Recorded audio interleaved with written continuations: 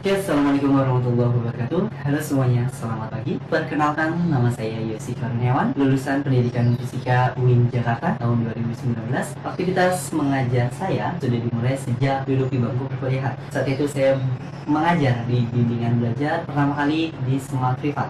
Pada saat itu saya mengajar di sains, mulai dari matematika maupun IPA. Kemudian saya beranjak ke lembaga-lembaga privat. Setelah lulus, saya mengajar di lembaga formal, yaitu di sekolah-sekolah baik negeri maupun swasta. Capaian mengajar saya pernah menghantarkan salah satu murid saya saat itu lolos pada tes APOL. Saat itu murid saya merupakan salah satu mahasiswa BINUS di semester 3 dan saya sendiri pada saat itu di semester 4. Sehingga saya bisa menghantarkan di tes masuk APOL di tes tertulis dan beliau atau dia masuk seperti itu. Mungkin itu sedikit perkenalan dari saya. Oke, kita akan bahas tentang listrik dinamis. Yang akan kita bahas ada beberapa poin. Yang pertama yang akan kita bahas tentang pendahuluan. Seperti apa sih listrik dinamis itu? Yang kedua, kita akan bahas mengenai hukum-hukum yang berlaku pada listrik dinamis. Dan terakhir kita akan bahas tentang rangkaian dari listrik dinamis. Rangkaian listrik.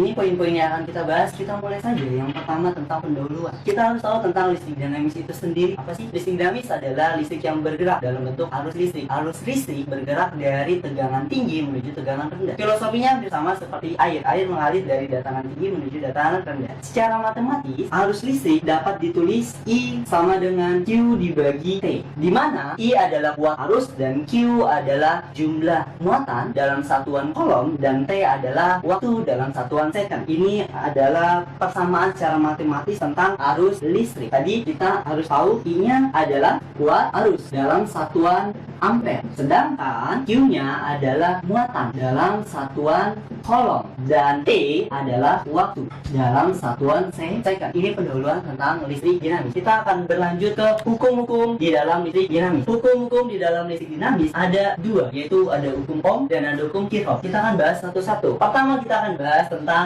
hukum Ohm. Simbolnya hukum Ohm itu berbicara tentang hubungan antara V, I, dan R. V adalah tegangan, I adalah kuat arus, dan R adalah resistansi atau hambatan. Hukum Ohm pertama kali ditemukan oleh Simon Ohm, yaitu merupakan fisikawan Jerman. Dia menyatakan kalau ada hubungan antara I dengan V dan R, di mana secara matematis dia menulis I itu didapat dari V dibagi R. I sebanding dengan V, sedangkan I berbanding terbalik dengan R, di mana tadi I sebanding dengan V. Pada saat V-nya besar, maka I-nya besar. Kemudian I berbanding terbalik dengan R. Pada saat hambatannya besar, maka kuat arusnya kecil. Filosofinya seperti keran air. Pada saat kita membuka keran air besar, itu alirannya akan besar. Pada saat kita buka setengah, alirannya pun nggak lebih besar dari yang kita buka pun. Kalau kita berbicara tentang hukum Ohm, di sini misal ada rangkaiannya. Rangkaiannya seperti ini. Di sini ada arus, di sini ada R, di sini ada tegangan. Ini merupakan rangkaian pada hukum Ohm. Misal kalau seandainya ada contoh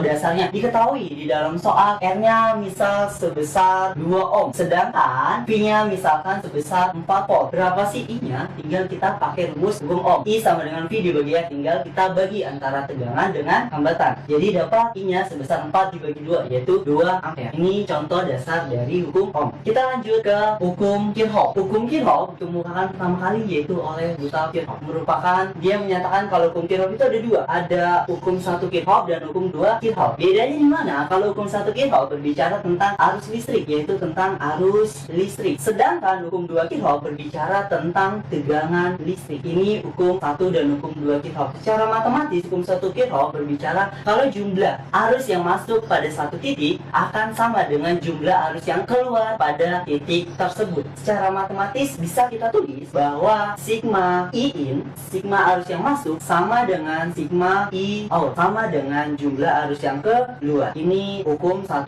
Kirchhoff. Sedangkan hukum 2 Kirchhoff berbicara tentang jumlah GGL dan jumlah potensial pada satu rangkaian tertentu tertutup nilainya sama dengan 0. Secara matematis kita bisa tulis sigma GGL ditambah dengan sigma tegangan nilainya akan sama dengan 0. Kita coba buat salah satu soal sederhana dari hukum 1 dan hukum 2. Misal di sini ada hukum 1 Kirchhoff terlebih dahulu. Di sini ada arus yang masuk ke titik, kita anggap titik X. Di sini ada I1, di sini ada I2, yang keluar sama ada I3. Kalau seandainya I1 itu bernilai 5 ampere, sedangkan arus yang keluar di I2 itu sebesar 2 ampere, pertanyaannya berapa sih kuat arus pada I3? Kita pakai konsep hukum 1 Kirchhoff, yaitu sigma I in akan sama dengan sigma I out. Di sini yang keluar sudah 2, berarti kurangnya berapa? 5 dikurang 2, yaitu sebesar 3. Di sini berarti jawabannya adalah 3 ampere. Kalau secara matematis kita bisa tulis bahwa I1 akan sama dengan I2 ditambah dengan I3. Kenapa? Karena yang masuk hanya I1,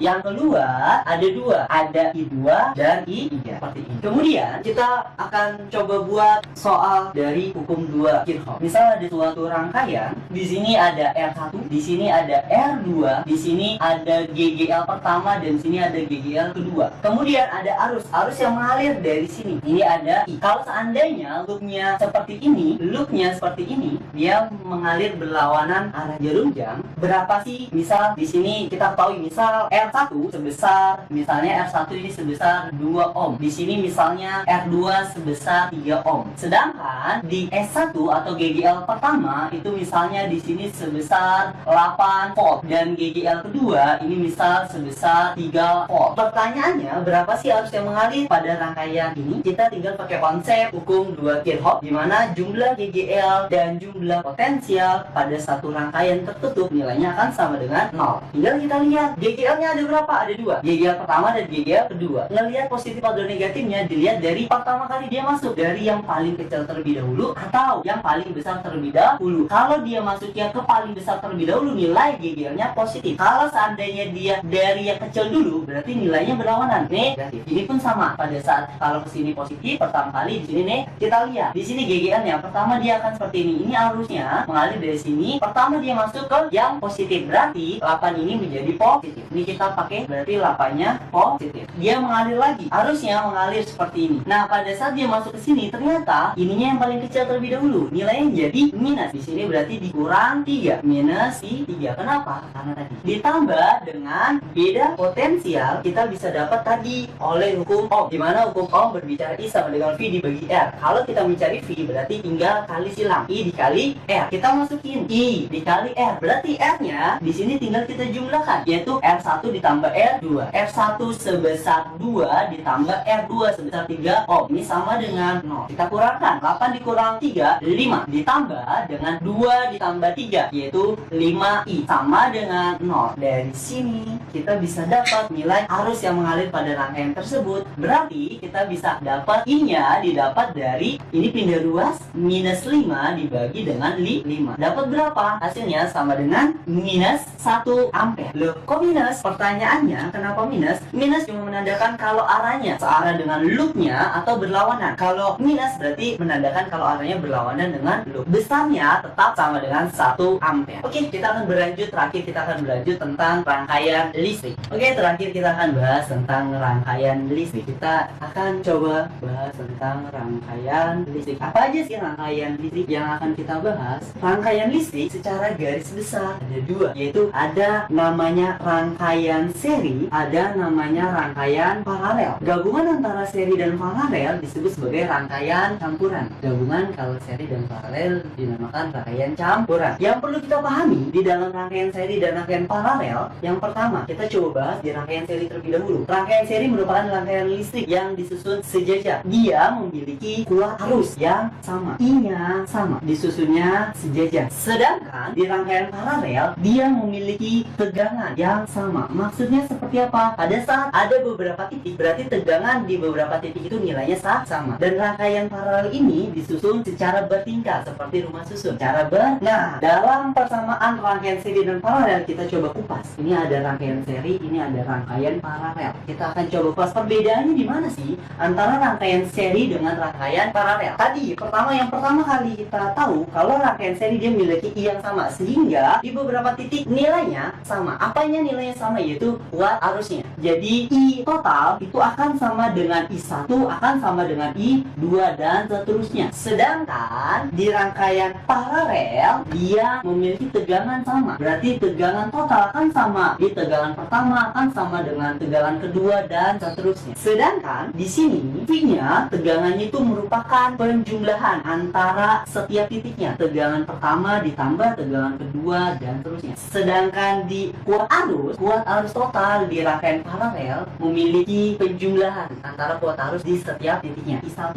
tambah I2, dan seterusnya. Satu lagi yaitu hambatan. Pada saat hambatan seri tinggal kita jumlahkan saja, yaitu R total atau RS didapat dari R1 ditambah R2, dan seterusnya. Kalau kita berbicara tentang ini, kok ini seperti ini? Kita akan kupas setelah kita tahu. Kalau di sini rangkaian paralel, R-nya tinggal kita jumlahkan. Tinggal pakai 1/Rp sama dengan 1/R1 tambah 1/R2, dan seterusnya. Kok bisa berbeda antara paralel dengan seri? Kita coba kupas. Kalau rangkaian paralel, kita akan kupas dari sini. Kita coba kulik. Kita tahu tadi hukum Ohm berbicara hubungan antara I, V, dan R, di mana V itu didapat dari I dikali R. Berarti V total didapat dari I total dikali dengan R total. Sedangkan I1 atau V1 didapat dari I1 dikali R1. Ditambah ini berarti I2 kali R2.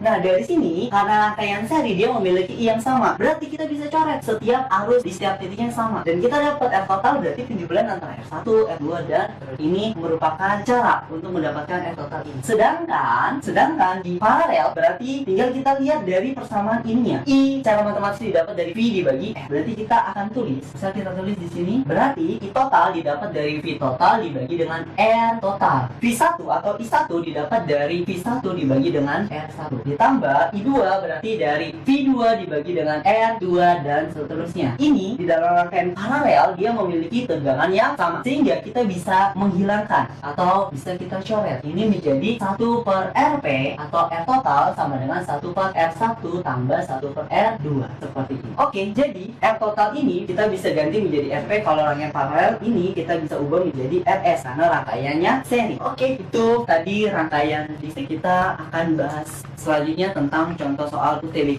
Oke, ini merupakan soal SIMAK UI tahun 2010. Ada soalnya seperti ini. Kita akan coba bahas, yaitu di dalam soal diketahui ada gambarnya. Pada rangkaian listrik seperti gambar, berapa sih kuat arus I-nya? Berarti di dalam soal diketahui. Kita coba gambar. Dari gambar ini kita bisa buat gambar rangkaiannya. Rangkaiannya berarti bisa kita tulis. Ini di atas ada 9 ohm, di bawahnya ada 6 ohm, di sini ada 6 ohm. Sedangkan di samping 6 ohm ada di sini sebesar 3 ohm. Ini ada tegangannya besarnya yaitu 6 volt. Yang ditanya berapa sih arus yang melalui rangkaian ini? Kita coba. Nah, dari sini kita tahu di sini merupakan rangkaiannya campuran. Kenapa? Karena dia ada paralel yang bertingkat, ada serinya yang sejajar. Cara garis besar kalau diketahui atau ditanya I-nya, berarti kita bisa jawab yaitu I itu didapat dari V dibagi dengan R. V-nya sudah diketahui di dalam soal sebesar 6 volt. Sedangkan R-nya belum kita ketahui, belum kita cari. Kita akan cari terlebih dahulu R-nya. R-nya kita akan cari menggunakan rangkaian seri dan rangkaian paralel. Pada saat yang bertingkat kita menggunakan RP, rangkaian paralel. Rumus simpelnya RP kita bisa dapat dari mana? Tinggal kita kalikan antara R atas dikali R bawah. Berarti 6 dikali 6 dibagi dengan penjumlahan antara R atas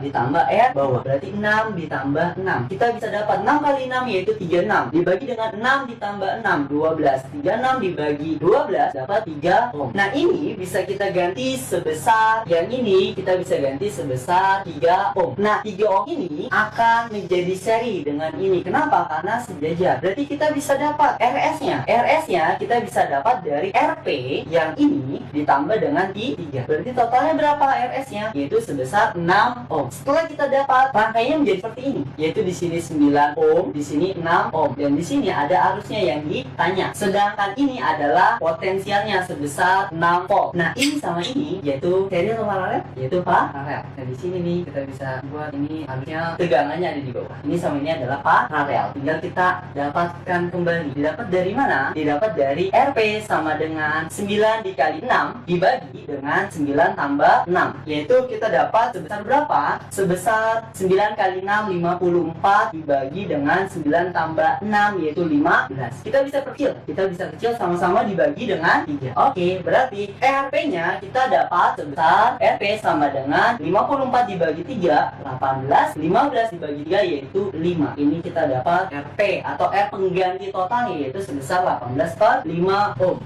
Dari sini baru kita bisa menjawab pertanyaan soal pertama, yaitu kita bisa mencari I. I didapat dari V-nya sebesar 6 volt dibagi dengan R-nya sebesar 18/5. Tinggal kita masukkan, ini kali silang ke atas, berarti 6 dikali 5, 30/18. 30/18 kita bisa perkecil. Sama-sama kita bagi dengan 6. 30 dibagi 6 yaitu 5. 18 dibagi 6 yaitu 3. Ini kita bisa dapat berarti I total dari rangkaian tersebut sebesar 3/5 ampere. Berarti jawabannya di dalam soal jawabannya option C.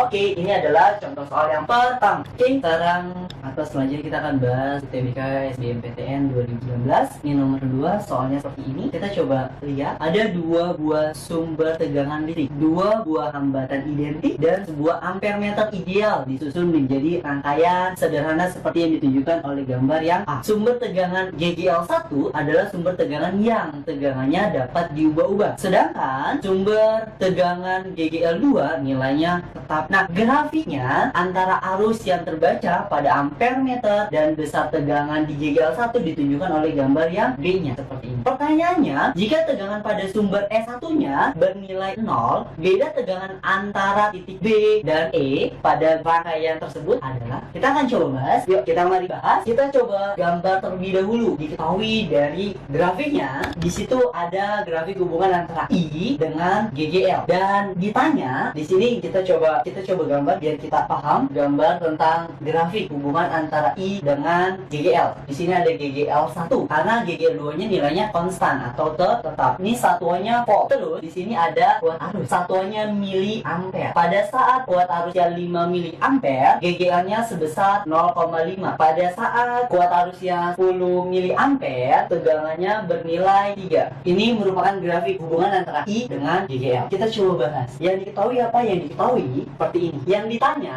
yaitu beda potensial antara titik B ke E atau VBE. Ini yang ditanya berapa sih VBE? Kalau di dalam gambar, biar untuk mempermudah, kalau di dalam gambar kita tahu kalau ini rangkaiannya adalah paralel. Kenapa? Karena disusun bertingkat, di mana kita akan mendapatkan persamaan tegangan BE itu akan sama dengan tegangan di AF. Nah, tegangan di AF merupakan penjumlahan. Di situ ada 2 GGL, yaitu GGL1 dan GGL2. Berarti kita bisa dapat VBE itu didapat dari GGL pertama ditambah dengan GGL kedua. Di dalam soal diketahui GGL pertamanya nilainya 0, ininya besarnya 0. Tapi GGL yang kedua belum kita ketahui. Kita akan cari terlebih dahulu GGL yang kedua. Carinya seperti apa? Ini nanti finalnya kita akan dapat dari sini. Carinya seperti apa? Kita menggunakan, pertama kita akan mencari R-nya, R total, menggunakan hukum Ohm. R total kita dapatkan dari mana? Dari R didapat dari V dibagi dengan I. Kita cari V-nya, kita akan dapatkan di sini ada 2 titik. Kita anggap di sini titik A, di sini titik B. Berarti kita di sini ada selisih atau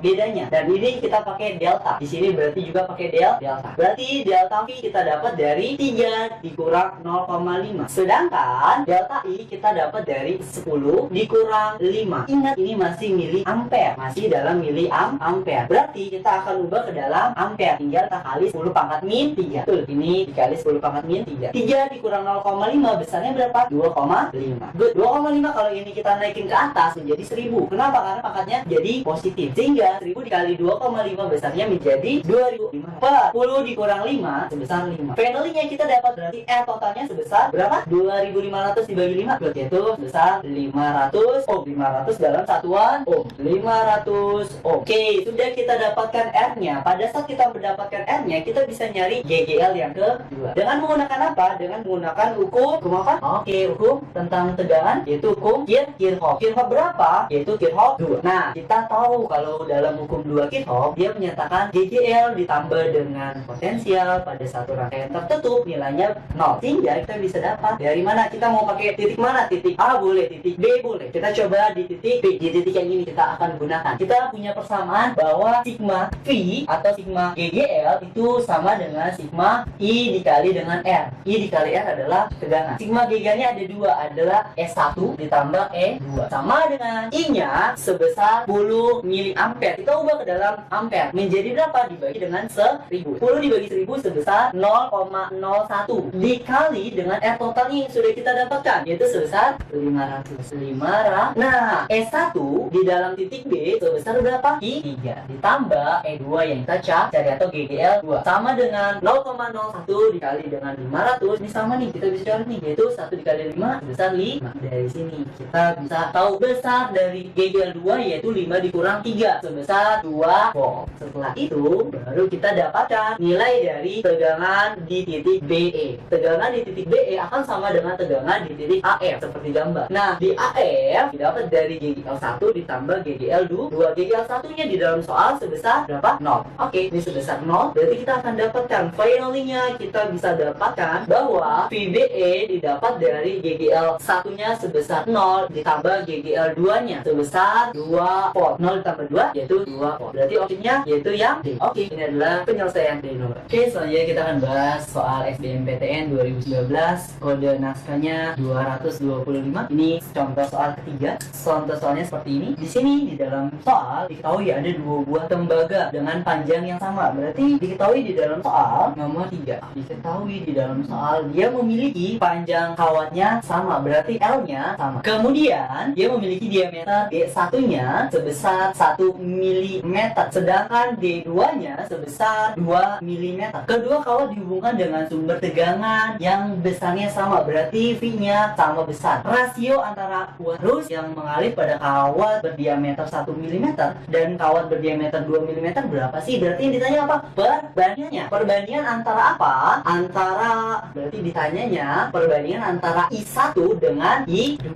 Berapa sih perbandingannya? Kita coba bahas. Ini merupakan konsep dari hambatan atau resistansi. Resistansi atau hambatan secara garis besar atau secara matematis didapat dari L sama dengan Rho dikali L per A. Di mana R-nya adalah hambatan atau resistansi, Rho-nya adalah hambatan jenis, sedangkan L-nya adalah panjang kawat dan A-nya luas penampangnya. Nah, dari sini dasarnya ini, ini kita bisa pakai perbandingan untuk mencari yang namanya I1 dibanding dengan I2. Cara yang kita ketahui, hukum Ohm berbunyi I itu didapat dari V dibagi R, gitu ya. Diketahui di dalam V-nya, di dalam soal V-nya sebesar sama. Berarti kita punya perbandingan antara apa? Antara I dengan R saja. R-nya kita dapatkan dengan rumus ini, Rho L per A. Kita menggunakan rumus yang ini. Berarti V sama dengan R-nya kita ganti Rho L per A. Tadi diketahui di dalam soal V-nya sama. Hambatan jenisnya nggak mungkin berbeda. Kenapa? Karena kawatnya juga sama. L-nya, panjang kawatnya sama. Yang berbeda apa? Yang berbeda pastinya diameter. Diameter itu mempengaruhi luas penampang. Nah, luas penampang ini didapat dari mana sih? Luas penampang didapat dari V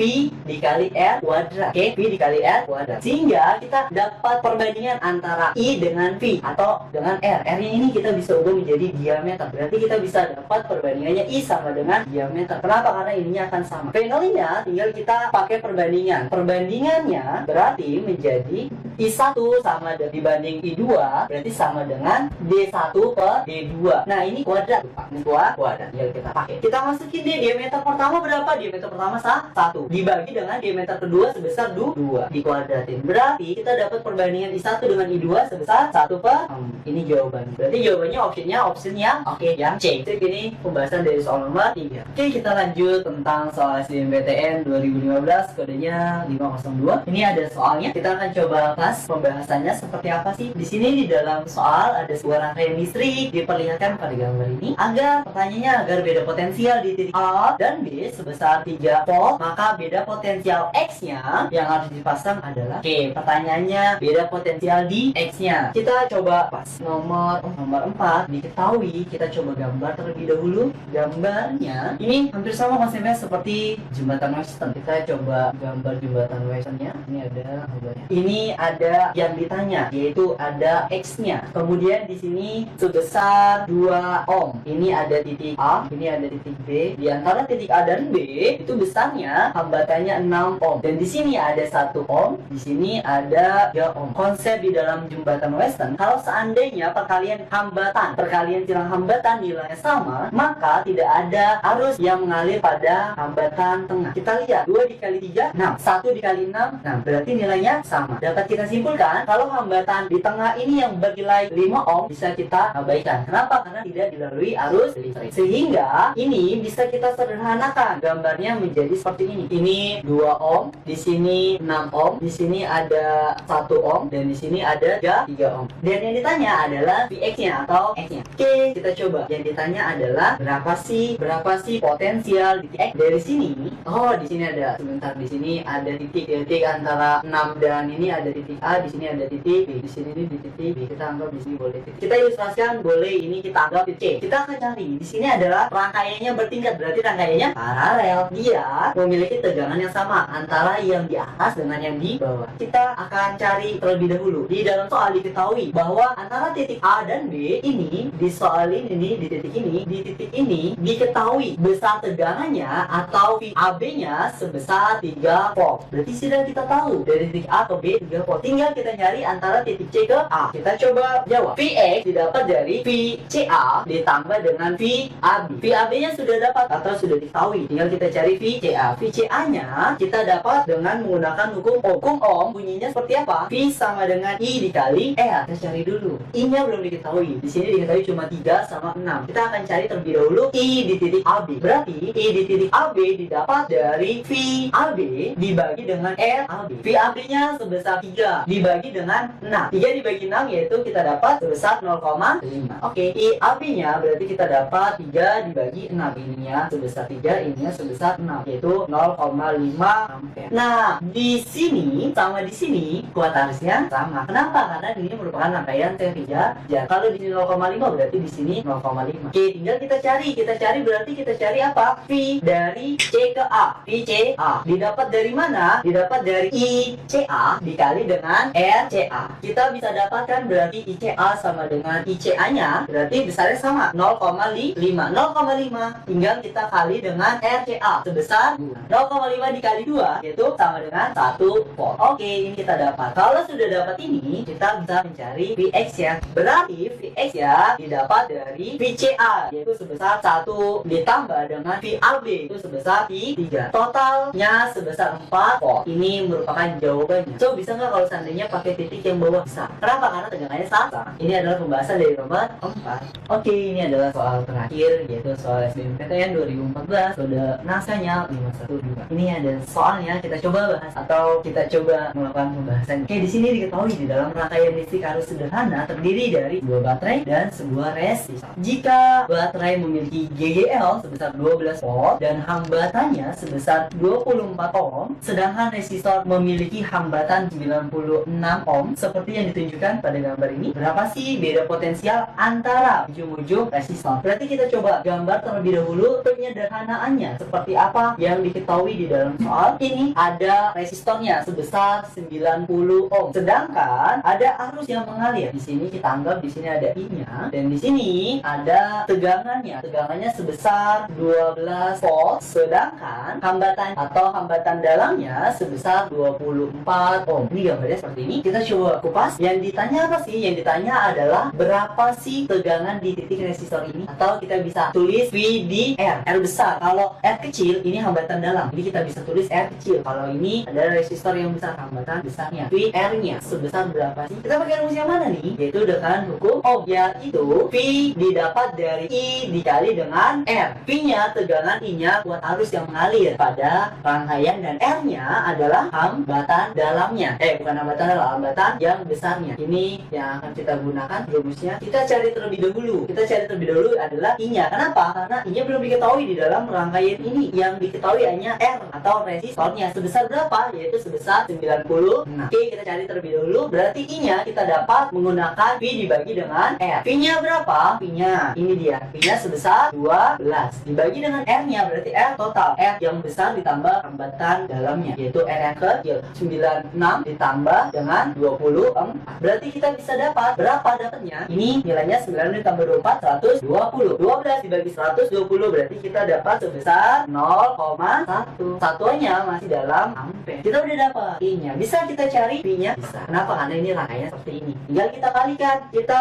kalikan antara V sama dengan I dikali dengan R. Antara arus yang mengalir pada rangkaian sebesar 0,1 dikali dengan R-nya. R-nya yaitu yang besar. Oke, hambatan pada ujung-ujung resistor. R-nya sebesar 96. Berarti 0,1 dikali 96. Dapat di 0,1 dikali 96? Yes, 9,6. Satunya dalam volt. Berarti optionnya yaitu option yang ini penyelesaian dari soal nomor 5. Oke, sekian materi yang telah disampaikan tentang listrik dinamis. Listrik dinamis, ingat, listrik yang hampir selalu muncul di setiap soal-soal UTBK. Oke, jadi perlu diingat konsep-konsep dasarnya, mulai dari hukum Ohm, hukum Kirchhoff itu yang perlu kita pahami supaya pada saat kita ikut tes kita bisa menyelesaikan di soal-soal tentang listrik dinamis. Semoga ilmu yang tadi disampaikan bisa bermanfaat untuk diri kita maupun buat orang lain. Sekian, assalamualaikum warahmatullahi wabarakatuh.